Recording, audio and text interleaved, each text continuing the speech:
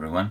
In today's video I'm going to talk about a fly that I saw on Instagram recently, and yes, I do watch Instagram, I do scroll through it and find inspiration among you.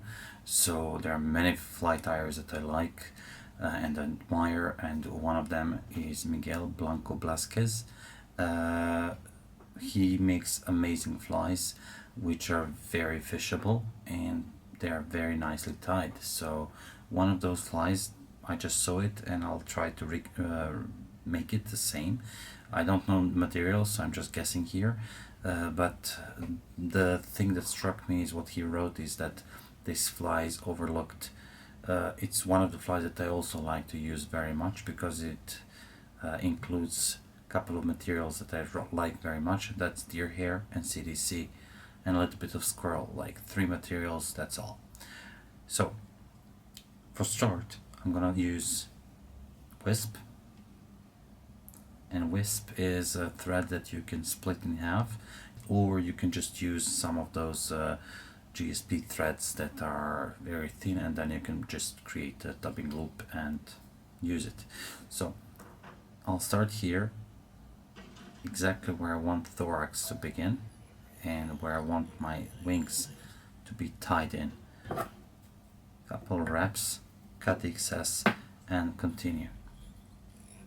As you can see, I can flatten this thread easily, which means that I can also split it. I forgot to smash the barb, but that's okay. Now, there is something that I sometimes leave on the side, and that's this kind of CDC that I used already for something, and there's still a lot of it that you can use, so these barbs are very usable.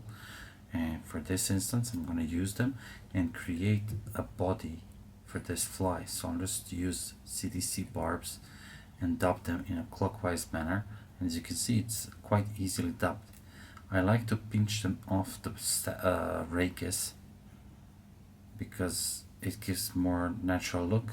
What I also like to do, I like to squeeze the rachis here and to pinch off without peeling the barbs of the rachis, because if I do, there is this white residual stuff that I don't like. So yeah, when I think I have enough of this CDC dubbing, as you can see, it's very easily wrapped on the hook. I'll just stop. Now I already have something that aids buoyancy to the fly, and I think this is very good because I'm using the whole feather, so there is no wasted material here. Next thing I'm gonna add is, again, I'm not gonna waste material, so I chose 3 little feathers and I aligned the tips. And those CDC feathers are triangular in shape.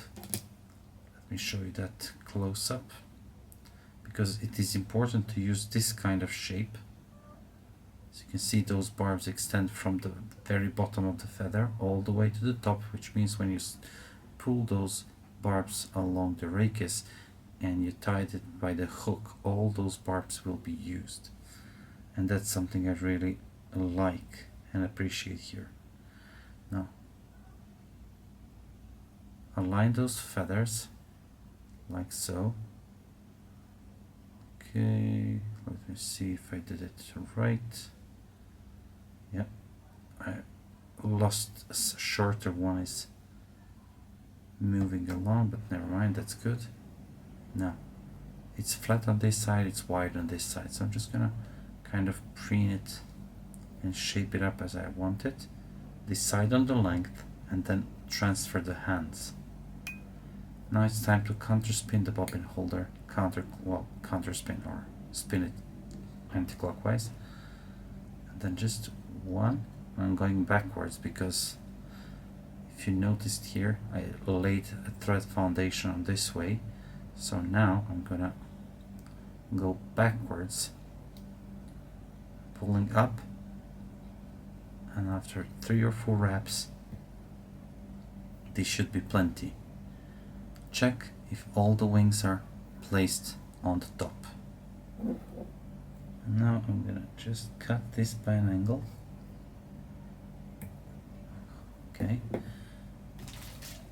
all-purpose steer hair by Nature Spirit. So far, they're the best I've used, but there are always probably better suppliers for the hair.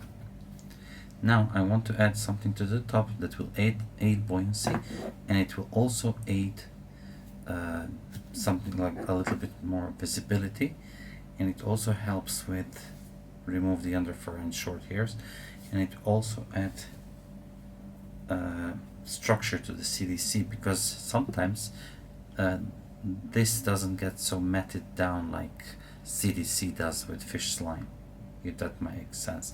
You can also add some polypropylene instead of deer hair. Line the tips, remove the tips in the direction you want to tie them in, and now I'm gonna do something that's probably not very common. So I'm gonna just measure everything, and then I'm gonna cut by a little angle here. I'll do it away from you because I have a trash can here. Again, counter spin the bobbin holder, keep those wings on the top. What I want to do here, I want to catch these buttons very shallow. 1, squeeze a little bit. 2, squeeze a little bit more. Okay, keep everything on the top. Now tight thread turns going towards the eye. By the time you go a little bit forward, your thread should flatten a little bit, which in turn will catch more hairs. Now it's perfect time to check is everything on the top. A little bit runaway here, but it goes 180 degrees, which is okay. It's not straight on the top, but I'm gonna go back anyway and cover the rest of the buttons, so there is no need to cut those buttons, which is very important for me sometimes. Just more neat. Yeah.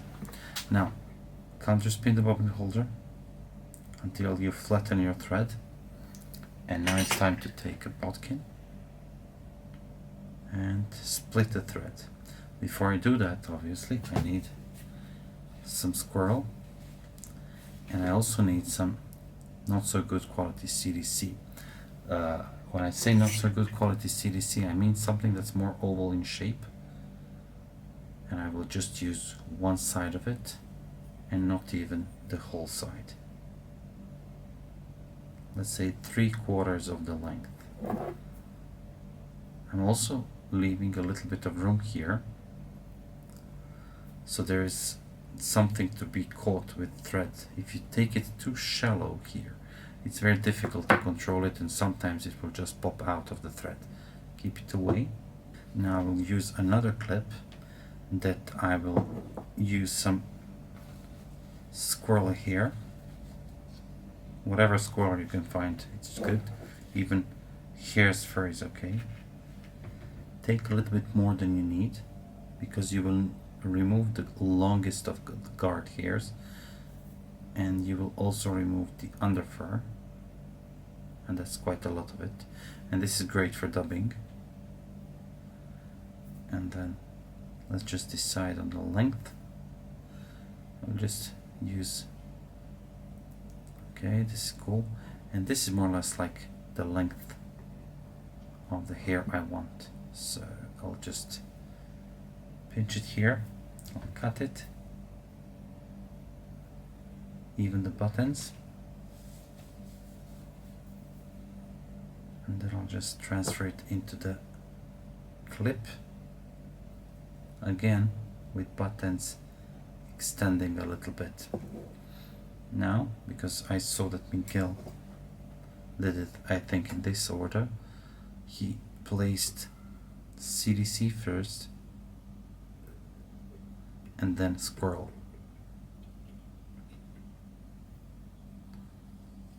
Okay, so CDC goes first,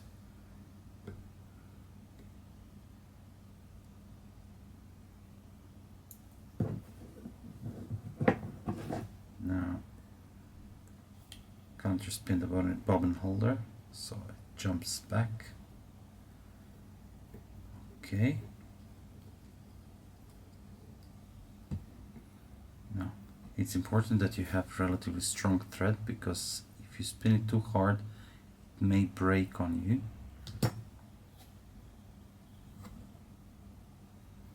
Now hold everything a little bit up to center it better. Pull back those barbs. Okay, I'll make just 1-2 wraps, like a locking wraps here, and I'll flatten the thread once more.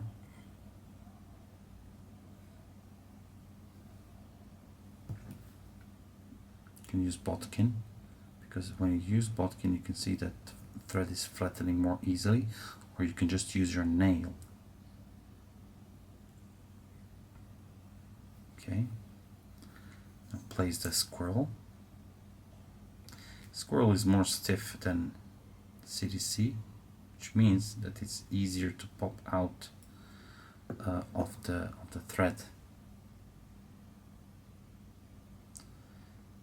Try to spread it gently, so basically rub your fingers in this motion, but just ever so slightly. And what is important to take care of is to try to maintain perpendicular orientation towards the thread and parallel in between those hairs, because if you do so, it's less likely that those hairs will catch one another. Now twist the bobbin holder again, and that's it. Now as you can see here, almost none of them caught onto each other, so I'll just go back a little bit here, and then every wrap just pull them back and pull them back, pull them back. It is important to use just little material, because you don't need too much here. Flatten the thread as you get towards the eye. Now from the eye go a little bit backwards, and that's it. With flat thread do a whip finish knot. If your hands are not rough, you can do it with your hands. If your hands are rough, either do some maintenance there or just use a whip finishing tool. But it is important to keep the thread flat. Otherwise the thread will twist onto it and it will break and open the knot here.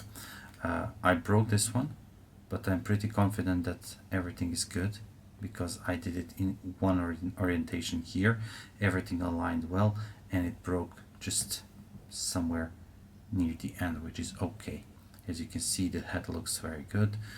Now let's talk about what I think it may be idea behind these this fly and this combination of materials. So CDC will add some movement here, and squirrel, being stiffer, will add some more structure and more resistance on the water, meaning it will aid buoyancy as well. But look at the silhouette here, it looks like a real caddis. Then those white bars will aid it will give more visibility to you when you're fishing it, which is important. Like if you can see the fly, you can fish it better. You can notice micro drags, which are very bad for your fishing. And that's it. So guys, I hope you like this video. I hope you learned something new. Until next time, keep safe and tight lines.